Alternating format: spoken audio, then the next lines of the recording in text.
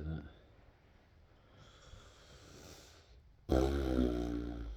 So it's definitely being investigated, which is why I stopped posting on it.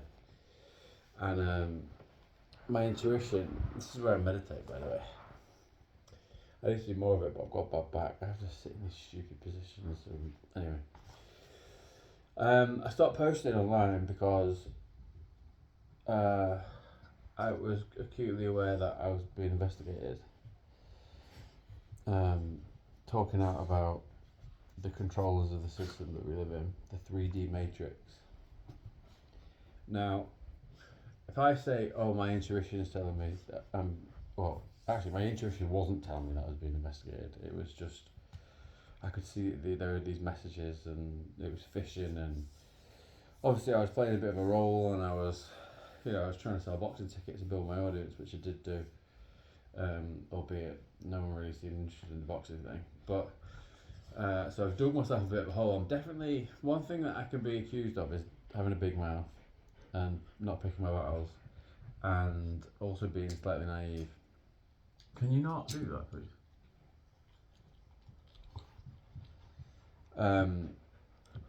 I wanted to do this video as intuitively it feels a lot like there's an impending arrest.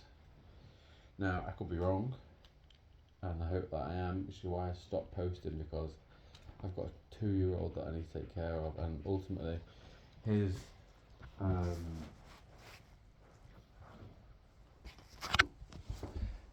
psychological development is of the highest importance to me, and that's what's important to me in life. These two, and leaving the world a bit place, and the main one is my boy, and it does feel very much like there is impending drama. And I probably won't get a fair trial, and I wanted just to share details of my experience with the police, and if I do get arrested for it, I probably won't get a fair trial, because I went strongly worded email on them. I was arrested like 5 times. Every single time I had proof that I didn't do what I was arrested for, but they don't care about that. That's not how it works. So when you get arrested for something, they don't want to see why you've not done it. They just want to see why you have done it. So even if you've got evidence that you didn't do it, they don't care. It doesn't work like that. The system's all messed up. It's all completely devoid of logic and reasoning, and ultimately it's being led by people that have issues. They're desensitized to trauma. They're very, very abusive. They're very, very negligent in their approach to humans. They think that they're above the law themselves. They don't stick to the laws themselves. They do whatever they want. And there's a clique of sergeants in Cheshire Police that really I made mad by just telling the truth and complaining about them. My nan told me at the time that I should have gone to the press in the first place, because the first time that it happened, I went really, it was really bad. I called for help because my ex was having a mental breakdown, and then I got arrested because there was a negligent and abusive sergeant that offered a translator, and then she didn't get one. Asked very leading and direct questions and filled in the blanks herself and completely got it wrong. And I think also my ex threw her under the bus a bit because she shit herself, basically. So I complained, and I complained really hard. And because I've worked in business development, I CC'd in loads of people, and like sergeants and higher ups, like inspectors and all that, because I figured out their emails. And in the view that you can't do this to people, and because I have the ability to be able to answer back in an eloquent and truthful sense, that would do some good, not just for me but for other people. And all it did was make a rod for my own back, because it pissed them off. So then every time my ex would call over literally nothing, there was one time in Sutton Heath where I had to stop traffic because I knew that if they came, I would just go in for 24 hours, and they would keep me in for the full 24 hours. Like, there were people that come before me, come after me, sorry, and leave before me. And you can hear it, and you hear all the people shouting. It's like that 24 hours of police custody. It's like that, but way worse because it's dirty. And I presume my intuitions tell me that there's an impending set of drama going to happen, and if that does happen, I probably won't get a fair trial, because they are corrupt. And I just wanted to share, because if in the instance that I am right again about something, I hope I'm not in this case, because I have a 2-year-old that I need to take care of, and that's why I stopped posting. I understood the gravity of the situation. I didn't understand the gravity of the situation or what I was doing until I started to feel like, I was like, oh shit, this is going to be out of hand now. And I need to take care of a 2-year-old. Like, if I go away, if I get sent down, because I won't get a fair trial. I very much doubt it.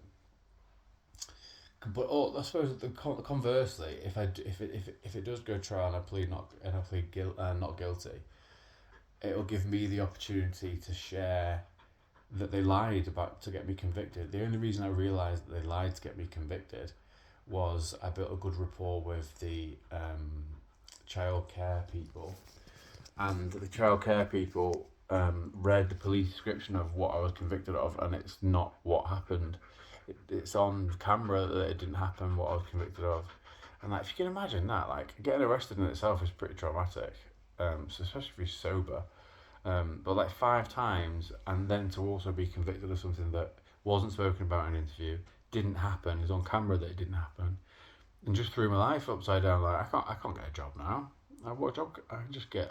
Well, fortunately, I'm very creative and entrepreneurial, but I just wanted to share, because in the instance that they are investigating and they do see this, I've got a video of one of my arrests where I'm begging them to give me space. I'm having the biggest panic attack you could ever possibly imagine, because when I was younger, something really bad happened to me, and I didn't know until I was like 32, and it came up as a repressed memory in therapy, and I got forced to do something when I was a kid that I didn't want to do, and essentially I had to relive that. And and on the day that happened, I hadn't even spoken to anybody. I was just on my own all day, and it was all based on complete lies. So I just completely broke down, crying my eyes out, and then I had this huge, massive panic attack. I probably had about 500 panic attacks in the year after I found out what happened to me. One of them was in Euston Station, and no one stopped to help. Anyway, and I had this huge panic attack, and I'm begging them. I'm saying, I'm not resisting.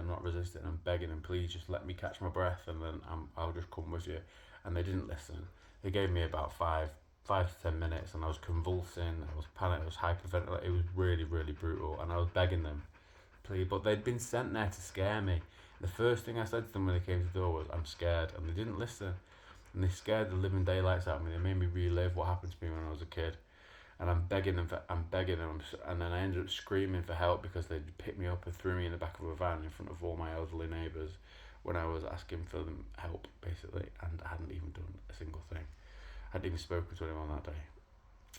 And I just wanted to share that, because if this does get seen, I'm going to release that video, and I'm going to go to the press. My nan told me to go to the press the first time it happened like 5 times, and now I know that I was convicted of something that I didn't do. And I've got the video of this arrest. I've got tangible proof that they're incredibly abusive. A lawyer once described the Cheshire Police to me as a Gestapo. Now, if the people that make the rules don't stick to the rules, the whole thing is built on sand. And ultimately, if I get sent down, because I am very respectful of Islam and I understand Christianity and I follow those rules, those 10 commandments to the T, I've literally based my whole life around it, really. And I've spoken to a priest, and I've spoken to an imam, and I think I've figured that the core beliefs of Christianity and Islam are very, very similar. And just because we disagree on certain things doesn't mean that we can't be a team. And if they do send me down and I go to prison, I'm going to unite Christians and Muslims in prison, which is going to have huge ramifications, because I realise that when I say things and I share ideas that are true, that has a knock-on effect, that people understand it, people think about it, people talk about it, and it spreads these ideas. I'm going to do that. This is a message directly to the police. If you send me down again and you don't give me a fair trial, firstly, I'm going to expect, if I go to trial, you're going to give me the opportunity to expose what you've done to me. So do you really want that heat? Do all the people that treated me like shit and had me arrested and had me convicted of something that I didn't do you want the heat of going to trial and me showing all this evidence? Secondly, if you do send me down, I'm going to unite them. I'm going to unite inside. I'm going to unite the Christians and the Muslims, and that's going to have huge knock-on ramifications for the benefit of mankind. Don't think you understand who you're messing with. Like, I know it sounds like I've got delusions of grandeur, but I just know that I'm here for a reason. And if you do that, it's going to cause a massive problem for the devil and the Zionists, because the only thing that's stopping progression at the moment is that Christians and Muslims are not united. And the only thing, and it's just a message to especially women in the West and the atheists, the only thing that's going to stop the Islamification of the UK is if you take up Christianity and you start dressing more prudently. The reason why, and you adhere to Christian values, the core Christian values that are the same as Islam essentially. The reason why they cover the women up is a respect thing. It's a safety thing. It's not about being misogynistic. It's a cultural thing. A lot of the women want to wear the burqa. A lot of the women want to cover up, and they should, because showing everything that you've got is. We live in a godless society in the West because atheism, which has been forced on us through Zionism, through the media. If you control the media, you control public opinion, and it's very easy to psyop after that. And we've been psyoped for generations now. We live in a godless society, which is why we are the infidels to them. This is what people need to understand. If you don't want the Islamification of the UK, then you need to become Christian and you need to adhere to Christianity. You need to dress more prudently, women. You can't be just going around showing everything off, because that's what's causing the extreme the extreme Muslims to get pissed off and cut people's heads off. I don't agree with cutting people's heads off at all, obviously, but I do understand where they're coming from, because what they're saying, their whole thing is cover women up, and that's why they call our women whores, because you see women that go around dressed in absolutely nothing, and to them that's a big deal. That's opposite to what they believe, and they believe what they believe vehemently, and they'll do anything, because in the Quran it does say, like, take down the infidels, and objectively, in their opinion, we are the infidels. We live in a godless society where we don't live by Christian values anymore. It's my belief that that's been filtered down from the Zionists, who actually hate Christ. They hate Christianity. They want to drive it out because Christianity is the healing of the world. Zionists don't want that because they're satanic. Baal, they call him, Baal, I think it's spelled. They worship the devil, and they don't want the healing of the world. And they don't want the healing of the world. They hate Christianity. Have you not seen that, the IDF smashing up? I mean, it's objectively, if you look at the dictionary definition of genocide, it is objectively genocide. They don't care about people. They care about themselves, and they want to maim, destroy, and control. And they have done for a long, long time. There are ancient civilizations that they've covered up. There's loads of stuff, and it's all going to come out eventually. And it feels like I have to be a spearhead of this movement. And I decided that I didn't want to do that because I wanted to take care of my kid. And what was more important to me was taking care of my kid. But intuitively, I believe that there's some drama coming my way. And I just wanted to share that if they do that, I'm going to go to the press. My nan told me to go to the press in the first place after the first arrest. I'm going to go to the press. I'm going to share the video of the abusive arrest, and then people can make their own minds up themselves about what the truth is. Because there's an awakening happening, because the Zionists pushed it too far with COVID. They pushed it too far with COVID. People can see what they're doing now. And I realised that people aren't mad at me for what I'm saying. They're mad at me because it's true, and it's contrary to either their beliefs or something that they benefit from. And my only interest is the truth. My only interest is the kid, and the truth is very important to me as well. So I just wanted to do this video to cover my arse a little bit again. I'm acutely aware, I believe that I'm being investigated, and I think that there's probably some impending drama coming. If they do that, I'm going to go to the press, I'm going to release the video of what happened to me, and I'm going to share my story, and I'm also going to be able to communicate with Christians and Muslims inside, and that is going to have knock-on ramifications. That the best thing that they can do is leave me alone, because if you leave me alone, I'm just going to get on with my stuff. If you don't leave me alone, you're poking a bear, and I'm gonna fight back in the best way that I can. I don't believe that violence is the answer.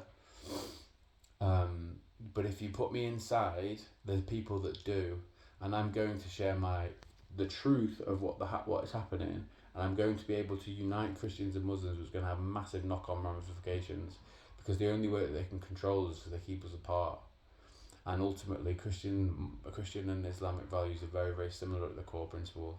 And genuinely, if you don't want the Islamification of the UK, then you need to take up Christianity. Then that's the only way that you're going to stop it. There's so many of them there now in here now. They let them in here on purpose. And this is the key point. They let them in here on purpose. They could stop the boats. They don't want to, because they want civil unrest. But the difficulty that they've got is that there are other people, not just me, that understand that the core values of Christianity and Islam are very, very similar. And just because we disagree on a few things doesn't mean that the core principles that we do agree on the core principles. If you want to stop the Islamification of the UK, take up Christianity. They pushed the Ned Flanders effect. They pushed it out on purpose. And as I say, if you leave me alone, I'll shut up. If you don't, I'm going to go ham on it. And I'm going to unite Christians and Muslims, and I'm going to cause a massive issue, which is going to have knock-on ramifications for generations. Because it's not just me doing it. It's not just me that notices this shit. I'm just, at the moment, it seems to be a focal point for it, because I'm very spiritual. I trust my intuition, and that's ultimately why I'm doing this video as well, because what does I think it's and I'm 6 years sober today, so there you go. 6 years sober, no alcohol. So yeah, it's a long video, but as I say, I can kind of, my intuition's telling me there's some impending doom coming, and I am doing this to cover my arse mainly, and also to prove again maybe that I'm sort of psychic as fuck, and I can sort of see shit that's coming. And I think I've covered everything I wanted to say there. But yeah, if you do come for me and you make my life difficult again, I've got a 2-year-old that I need to take care of. If you stop me doing that now, even though I've stopped posting, if you stop me doing that, I'm going to make life very difficult. I've already made life difficult, and I didn't even make life difficult. You made life difficult for yourselves because you're corrupt and it's cliquey and you don't stick to the rules that you create. And if you don't do that, then the foundations of everything that we live by is built on sand. Now, that's not me that's doing that. That's you that's doing that, police. And you know there is eventually going to be a mass exodus of police, because normal people, the good people that work in the police, can't in good conscience keep doing this to good people and arresting people for social media posts, which is absolutely bullshit. Excuse my French.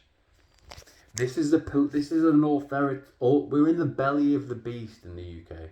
We're in the belly of the beast because we're the last bastion of Zionist control. If you control the media, you control public opinion. But there's too many people in America now that have woken up to what's really going on. And that's going to filter down. You can keep manipulating everybody in the UK media, but people aren't believing it anymore. You've got the ones that do, that are just the non-playable characters. And even those ones are waking up now, because they see that it's genocide. They see that there's a massive problem. My priority is my kid. If you stop me from taking care of my kid, I'm gonna go to the press. I'm gonna share what happened to me. I'm gonna write a book about it. And I didn't make you look bad, you made yourselves look bad. To take it on the chin what I did, I've stopped posting now because I care about my kid too much. Take what happened to you when you got told off by your bosses, take it on the chin, and all the people that are investigating me, have a think about what karma you want to create in the world. What legacy you want to leave in the world. Don't think about yourselves. Don't think about your peers. Think about what's in your heart. Think about your soul. Think about your intuition. Think about what's going to happen to you if you keep arresting people like OAPs, and you keep hurting people because you get getting told what to do because you like the power. A lot of them like the power. A lot of them don't. A lot of them are nice people that want to make a change, but some of them like the power. And if you keep messing with me, even though I'm trying to shut up or get on with my life and take care of my kids, what I'm going to do is I'm going to share what happened to me. I'm going to share the video. I'm going to write about it, and I'm going to go to the press because the press will pick up on this stuff now because the conspiracy movement is actually the truth movement, and everyone's aware of that now. So, 6 years sober. You know?